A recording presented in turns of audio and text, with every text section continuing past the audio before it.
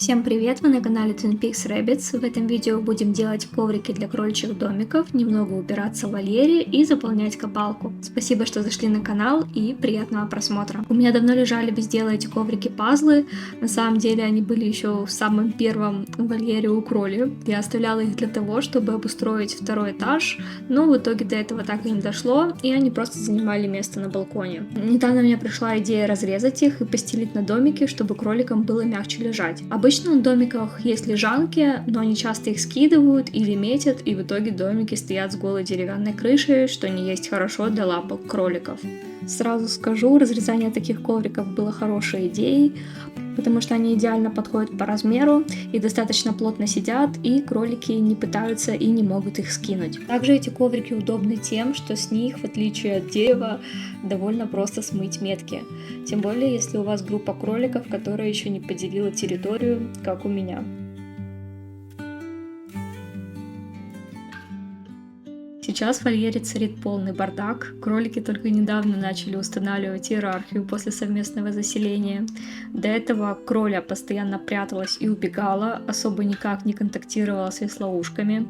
Но недавно она осмелела, и они начали взаимно гонять и покусывать друг друга. Вместе с тем пошел раздел территории, и каждый кролик считает своим священным долгом пометить каждый угол. Убирать эти заявления, конечно же, приходится мне. Я уже 100 раз пожалела, что оставила эти белые коврики, которые раньше прекрасно размещались в кролином вольере, и я наивно полагала, что здесь они также будут чистыми. Теперь мне приходится встелить в вольер такие вот многоразовые пеленки, которые я покупала для ухаживания за кроликами после кастрации.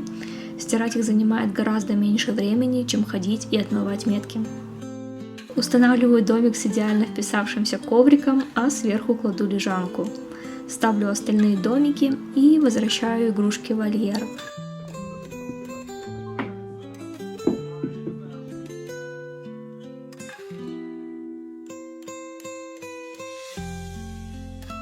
Затем у нас время кормежки. Заманиваю гуляющих кроликов обратно в вольер, даю им нюхательный коврик и закрываю двери. Время уже час ночи, поэтому у кроликов действует комендантский час. На следующий день я решила обновить содержимое копалки. Как вы видите, копалка у нас служит вот такой контейнер с вырезанным входом. Внутри у нас всякие съедобные для кроликов штуки, но такая копалка подошла бы и для песка. Его мы тоже планируем потом купить, чтобы кролики могли чистить там лапки.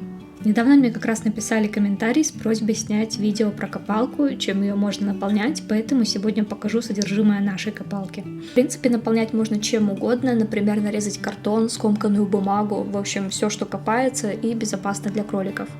Если туда добавить что-то съедобное, то это повысит интерес кроликов к копалке. Основой нашей копалки сейчас служат сушеные листья кукурузы. Скоро они, кстати, закончатся, и мне нужно будет придумывать что-то новое для копалки. Если у вас есть идеи, то поделитесь, пожалуйста, в комментариях. Также я решила добавить корм, чтобы кроликам было интересно его искать. Затем кладу сено, как еще одну основу копалки. Почему-то сегодня кролики решили участвовать в процессе наполнения, поэтому мне приходится обкладывать все вокруг них. Конечно, это не очень удобно. Затем я просто насыпаю разные травы, которые у меня есть. Вот, например, листья малины, немного укропа, календулы и листьев персика, семян льна и березовых листьев.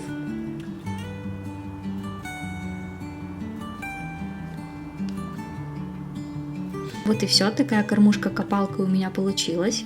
Кроликам нравится как копаться в ней, так и просто расчищать себе место и спать. Обычно она не так популярна, как сегодня, и толкучки в ней нет, кролики чаще забираются туда по одному.